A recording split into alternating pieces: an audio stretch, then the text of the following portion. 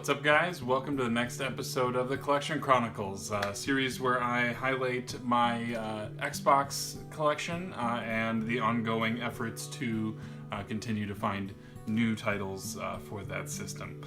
So I have done some thrifting recently, and I happened to come across some things that I thought was worth sharing. So let's just go for it. If you watched the last video, you saw that I had come across a pretty decent Facebook lot of Xbox titles and some controllers that were missing the breakaway cables. So I hit up my source again, and I got 5 more for roughly $1 to $2 a piece, which is always great. They are a lifesaver when you need them. So I'm very happy to know that I've got a place that at least, although they price them separately, it's clear that they have just sort of migrated to the bottom of the bin. So at least I have access to those now. So those will go to match up with controllers that do not have them. Let's see. First trip, I found 2 Xbox titles. One of which was an exclusive, and one was a game that I had and that I did for a while. I'll explain in a second. The first of which, again, sports title, is NFL Fever 2004. This was Microsoft's attempt at a football game before Madden and EA sort of locked down the NFL license, and so this was actually the third of those games. They made one in 02, 03, and 04. But 05 was really kind of the end of the end for that. NFL Fever 2004, and Peyton Manning is on the cover. So have that. The other one, like I said, this is a game that I had purchased when it came out. It's kind of funny now because when you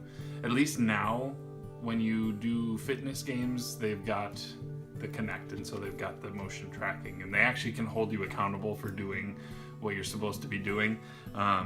But your self-fitness really didn't have any way to check to make sure that you were doing the moves as was being asked. It was basically a glorified, pretty much a glorified workout video with an electronic digital trainer. So, whose name was Maya, I remember now, but it's also right here on the back of the cover here. But yeah, so I happened to come across a copy of Your Self-Fitness. Have that now as well. Different stops, so I've got 2 Goodwills in my immediate area, and usually this one doesn't really get a lot of stuff, but I managed to snag a couple of Xbox games. I actually got a PlayStation game because I could not pass it up. But I did get a copy of Splinter Cell. This is the first of that series, and I needed this one for something that I will show you in a future video. But if you are all familiar with some of the really creative things you can do with Xboxes, this game is crucial. And so I happened to pick one up just so we could do exactly that. So more to come on that in the future. The other game I picked up is called Nickelodeon Party Blast. And this is sort of your party game, similar along the lines of like a Fusion Frenzy, or I think Kung Fu Chaos has a lot of sort of 4-player competitive games, and this has a lot of the Nickelodeon characters. Take a look. There's SpongeBob and Invader Zim and the Rugrats, and I think this would be a great game when my son gets a little bit older to sort of have some fun playing some innocent childhood competitive party games. So managed to grab that one as well. And then this, again, I said I picked up a PlayStation game. I couldn't believe that I found it, and it was only $2, and it's Def Jam 5 for New York. And I know that right now this is somewhere in the range of a $40 game, even though no manual. But the disc is here, it's in good shape. I'm wrestling with whether or not to keep this, which is ironic because this is kind of a wrestling game. I'm probably going to give it a shot, but I may look to trade this off at some point in the future. But I was surprised, and I knew the title, and I'd heard people mention the title, so I couldn't pass it up. So managed to find that. Also at that trip, I managed to grab a couple other things that were non-Xbox things, but we got a greatest hits copy of Gran Turismo 2, all in complete and good shape. Both discs are there, and the manual. Also snagged on VHS the Star Wars Trilogy, and this was the 1995 release before George got his meat hooks back into the movies and made a bunch of changes. So this is not the highest quality version of it. I think the Laserdiscs are said to be the best, but at least I've got versions before the editing happened. So I'm pretty happy to have come across that. And VHS tapes at Goodwill are so inexpensive, so I'm pretty happy about that. The last thing I got, and this was again at a different trip, so I sort of accumulated this over 3 trips to Goodwill, but I did acquire another Xbox, and this was in the case, as it says, put in case. And it said here it says 1 plug, 1 remote, 1 unit, 2 controllers, 1 game. And so they had all the cables I needed. There were 2 blue controllers. So that was all well and good. It has this is the DVD player, like the adapter for the remote, which it came with. I did not have it. I did not have one of these, although it's not quite as crucial anymore, but out of the box, this was the only way that you could get your Xbox to play DVDs. But it said there's a game. I didn't know where it was. It clearly wasn't in the box with everything else. I was like, okay, well, the price was good enough that I could justify taking it without knowing what game it was. So I got it home.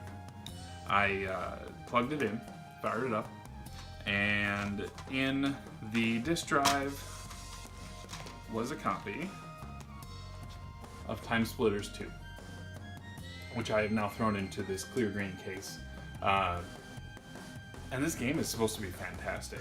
It's first-person shooter, sort of in the vein of a GoldenEye or a Perfect Dark, but I've never played it, aside from the couple minutes that I did just to make sure both this system worked and the disc worked. But all in all, it's nice finding little bonus fries once in a while. This is actually a pretty good.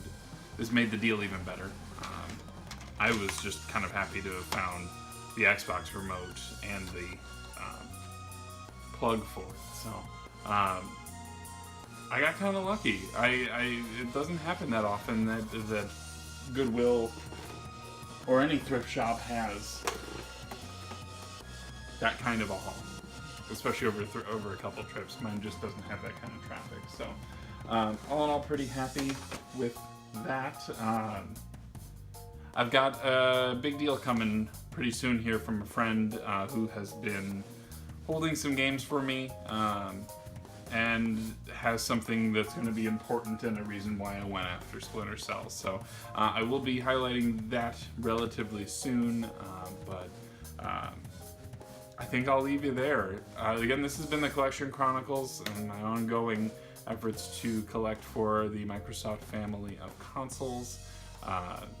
And again, they're out there. They're out there all the time. You can find them if you want them, and they're not that expensive. And there's a lot of good titles out there. So if you'd like, and if this is a first for you, feel free to subscribe. I do have other videos about my exploits with the Cartridge Club.